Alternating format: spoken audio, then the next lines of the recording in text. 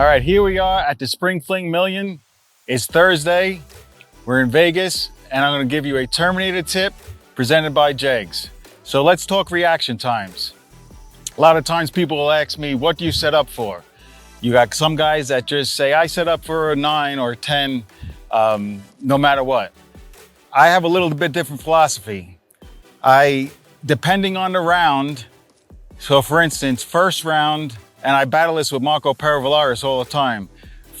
He sets up super aggressive, and I always preach aggression, first of all. I think everyone could use to be a little more aggressive and a little less afraid of the red light.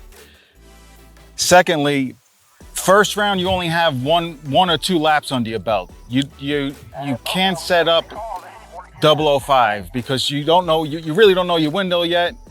And also your opponent, it only had 1 or 2 runs. So the chances they're gonna be low 00 is also not a good chance. So first round, I tend to pad the box a little bit, and because I don't have much data to go by.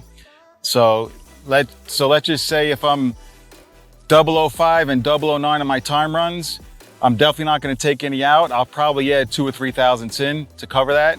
Now, when you get into later rounds, it's a different story. You start gathering data, you start getting more confident, you start seeing what your window is, and on those, so basically first round, I'm more like a 10-12 setup guy.